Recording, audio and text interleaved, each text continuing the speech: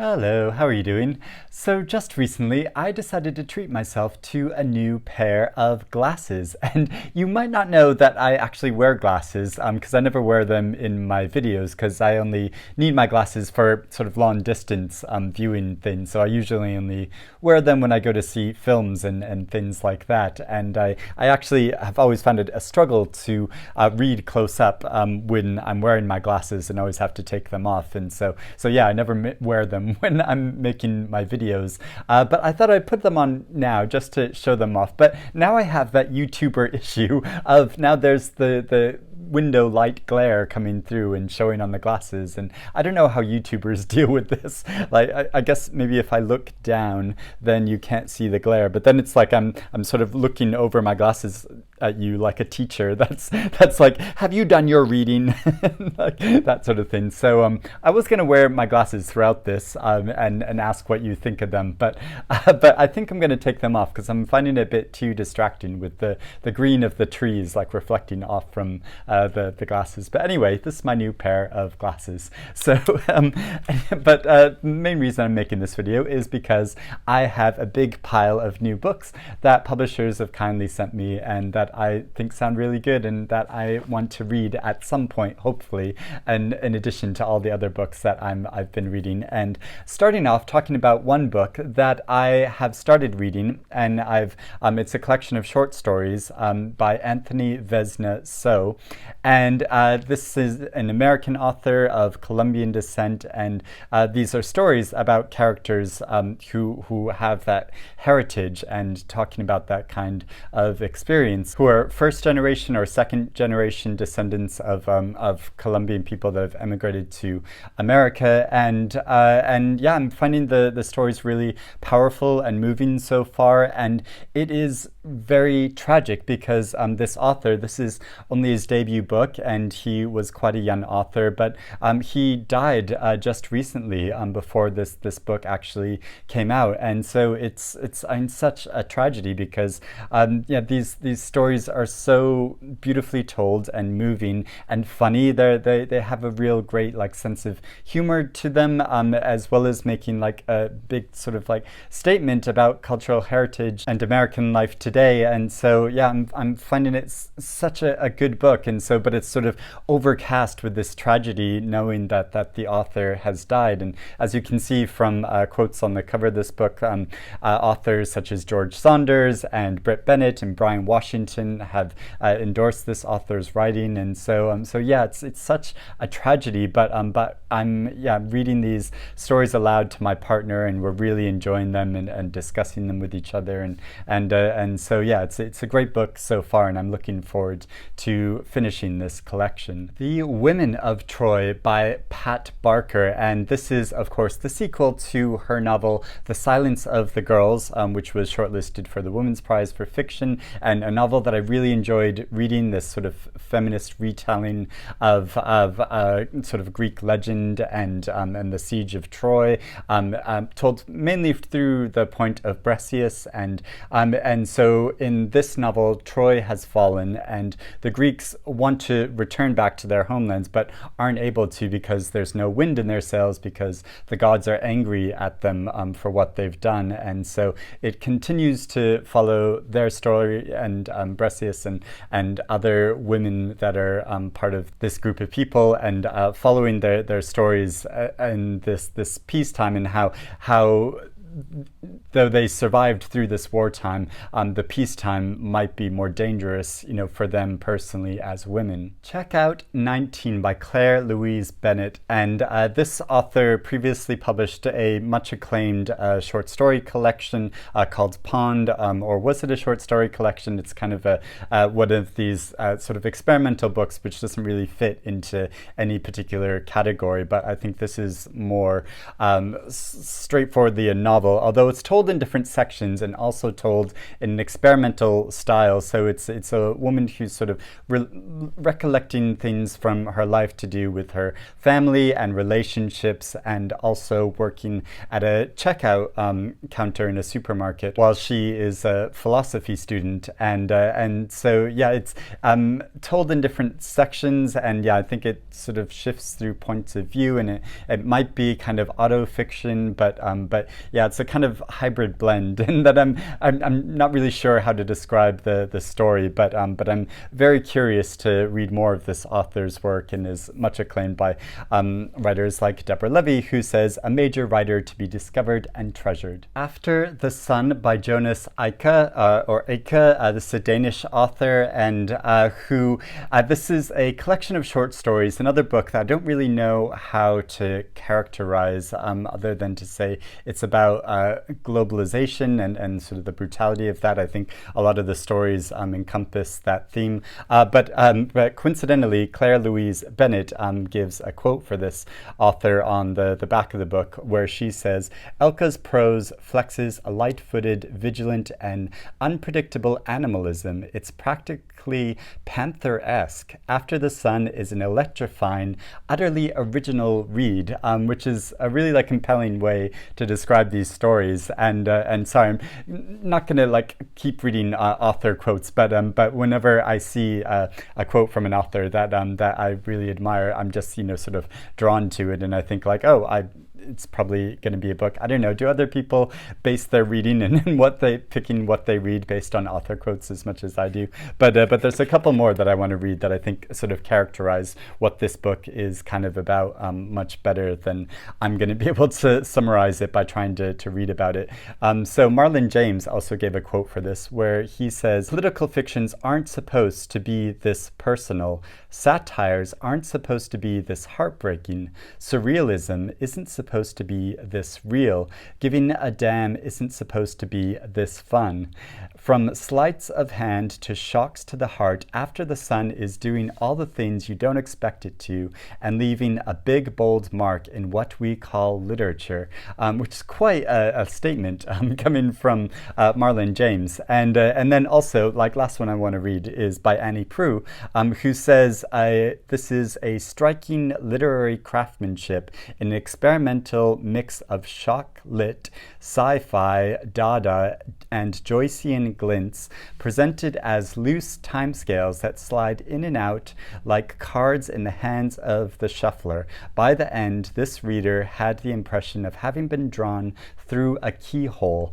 And so after those descriptions, you can see how I find it difficult to know how to summarize these short stories. But yeah, it's about 150 pages long. It is 5 short stories, and it is published by Lolly Editions, that also published After the Employees, which was listed for the International Booker Prize, and so yeah, it's a really exciting small publisher of translated literature, and so yeah, this is a collection I do want to get to as well. Moon and the Mars by Kia Corthron, and this is a novel about a young biracial girl who's living in New York City in Five Points, the area of Five Points, immediately before the American Civil War, and she is of Black and Irish descent, and so it follows her family life and her interactions in the community as racial attitudes are changing in the country, and so it's sort of charting that transformation immediately before the Civil War, which is a really interesting point of view, because I feel like I've read a lot of novels that take place immediately after or during the Civil War, but to write about that time period immediately before it, I think is quite a unique point of view. What Strange Paradise by Omar El Akkad, and I haven't read this author's novel American War, which I know a lot of people read and talked about. I think it was a kind of dystopian novel, and I always meant to get to it, but just hadn't read it yet. And so this novel is about a 9-year-old boy who is traveling with a group of refugees fleeing from their native countries, and there's a shipwreck, and he's the only survivor of this ship, and he washes ashore on an island where he meets a teenage girl who's also wants to escape from her difficult family life. And so it's about this pair, this sort of unlikely pair that meet up even though they don't speak the same language as each other. They try to find a place of safety together, and so it follows that journey. And it's interesting because I just recently read Karen Jennings' novel In Ireland, which is listed for the Booker Prize, and the story sounds somewhat similar to that, but that's probably only like superficially because it's about an island and it's about refugees, and so I'm probably just making assumptions, but yeah, it just sort of reminds me of that. But yeah, I'm really interested in reading this new novel. What Happens at Night by Peter Cameron, and this is an author I've really enjoyed reading before. His novel Andorra, and also he has a great short story collection called The Half You Don't Know. And this novel sounds somewhat similar in style to his novel Andorra because it sounds slightly kind of surreal and a bit odd. So it's about a married couple that travel to a European city in order to adopt a child, and in doing so they're hoping to revive their failing marriage. But then they discover in this European city all these sort of strange and bizarre things occur, and yeah, they're sort of worried whether they'll actually be able to adopt this child after these encounters they have, and also if the facts about their lives are revealed, whether they'll still be able to adopt this child. So it's about that dilemma, and I think it has this kind of slightly surreal tone to it, which is a style that really interests me. Wild Marjoram Tea by Sylvia Littlewood-Briggs, and this is a novel about two children that go for a journey and walk into the forest just to go for a hike, but then they never return, and it's about what happened to them, and follows that creepy journey. So yeah, I think this is a sort of like tense and sort of eerie novel, and I just really like the sound of that. And it's also published by a publisher called Broodcombe Press, which is trying to go against it's a small publisher trying to go against the trend of books just being bought online. So they do sell their books through their own website, but they don't sell them through any other website. And so for the past year and a half, it's been really difficult for them when physical bookshops have frequently been closed to be able to distribute and sell their books. So yeah, I just think that's really interesting that this publisher is sort of taking a stance like that. And I'll put a link down below to their website if this is a book that interests you. Now, August is still Women in Translation Month, and there are a few other books written by women that have been translated into English that I still would like to read and I think sound really interesting, and so yeah, even if I don't get to them this month, I'm hoping to read them at some point. So first off, there's quite a long novel called The Silence of Sharazad by Defne Suman, and this is about it takes place in the early 1900s and is set in the ancient city of Smyrna, which and about the fall of the Ottoman Empire in the years leading up to World War I, and it follows 4 different families who are all from different cultural backgrounds during this time period, and yeah, following their stories. And so yeah, sounds like quite an epic novel. It has a really beautiful cover, and I should have added this into my collection of big books that I want to read before the end of the year, because it is just over 500 pages long, or it's exactly 500 pages long, but it goes just over 500 pages because there's a glossary at the end where it defines sort of certain terms. So but yeah, it's one that I still want to get to. No Touching by Ketty Rouf, and it is translated from the French by Tina Cover. So it is translated from the French, but this author was actually Italian born, but I think she's lived in Paris and in France for many years. And so this is a novel which is set in Paris and is about a teacher who one day wanders into a strip club, and there she finds a desire to dance and a desire to receive the attraction of men from this way, and she finds it a sort of empowering thing in her life, and so she has then this weird balance in her life between daytime working as a teacher in a school and then at night going into the nightclubs and stripping, and sort of this odd double life. But then this comes under threat when someone enters into the club who I think knows her from her daytime life. And so, yeah, it sounds like quite a tense and dramatic story. Other Worlds by the Russian writer Teffi, and these are short stories which I think were mostly written in the 1930s. And I don't think I've heard of this author before, but this is a newly reprinted edition by Pushkin Press, and sounds so fascinating. So I think her short stories sort of encompass how this sort of dual sense in Russia between Orthodox Christianity and more sort of folklore tradition. And her stories sort of explore how those two different mentalities sort of bump up against each other in life, and explore some sort of fantastical elements and sort of storylines of telling that. And these short stories have a whole range of translators.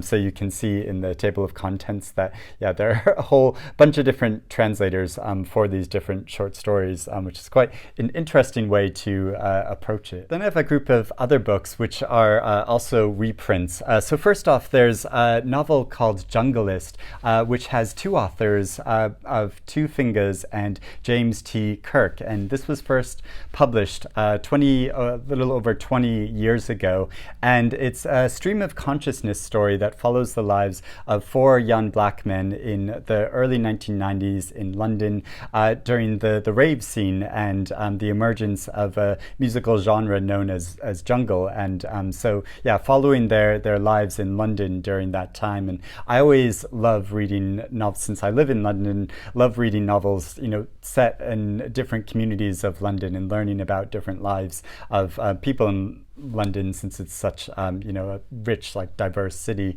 And so I've not heard of this novel before, so I think this sounds really interesting. Faber have also done some reprints of some of Peter Carey's novels, and I have to admit I've had mixed experiences reading Peter Carey's fiction. I think I've only read two of his novels, and so I read the True History of the Kelly Gang, which was a winner of the Booker Prize, and he's won the Booker Prize twice, but I didn't entirely get on with that novel. I quite honestly thought it was like a bit dull. Maybe I just wasn't in the right mood to read it at the time, but yeah, it just didn't really connect with me. And but I also read his novel My Life is a Fake, which I loved. I thought that novel was incredible and was sort of strange because it didn't get a huge amount of attention, or at least not as much attention as some of his other novels, which won the Booker Prize. But I don't think I've read Oscar and Lucinda. So yeah, anyway, there are reprints of his novel Jack Maggs and Parrot and Olivier in America and Illywhacker, and reading the summaries of these, I think I'm most attracted to reading Parrot and Olivier in America because it follows the story of a sort of master and servant who go on a journey, just sort of like the sound of that. But I really love to know if you have any opinions about Peter Carey's books, or what are his books of, if you've read much of his work, which books of his you've most enjoyed, and if you'd really recommend any of these three, or me starting with any of these three. And actually the colors of these books nicely match my my sort of rainbow shirt, don't they? Which is very pleasing. I Am the Sea by Matt Stanley. This novel is set in 1870 and in a lighthouse where an apprentice lighthouse keeper comes to work there and learn about the profession along with two other men. And the previous lighthouse keeper mysteriously disappeared. And while they're living and working there, they begin to suspect that there's actually a fourth person in this lighthouse. So I think it's quite a creepy and eerie story. I mean, most stories set in a lighthouse end up in a very, sort of creepy, intense way. But I really love stories that are set in these locations. And I always have this romantic idea of going to live in a lighthouse lighthouse, even though, yeah, most of the like novels and stories I read about lighthouses make it sound so creepy and eerie and bizarre. But yeah, it just sounds like quite an enjoyable read. Loved and Missed by Susie Boyt. And this is a novel about a woman whose adult daughter is suffering from addiction and is in a complete haze because of her addiction. And her adult daughter is given birth to her own child, who then the main character decides to take away for this child's own safety because her mother is suffering from addiction in that way. So yeah, it's exploring this very like tense, difficult situation. And Susie Boyt, like interesting fact, is the great granddaughter of Sigmund Freud. Yeah, as an author I've always meant to read but never got around to. And so this is quite a slim novel, and yes, I think it'll be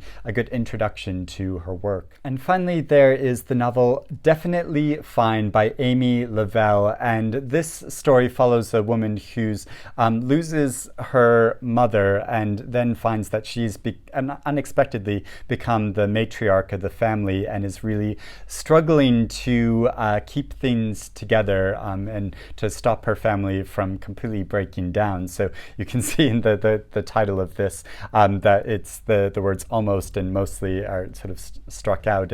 And I think it takes a slightly lighthearted comic tone in telling this story, even though it sounds like it deals with some quite serious themes. But yeah, I think it sounds like an interesting way to approach this subject matter. So those are all the books I'm going to talk about. Yeah, quite a lot that I'm interested in getting to, but I'd love to know if you've read any of these and would recommend them, or if you're interested in reading any of them now, please let me know about them in the comments below.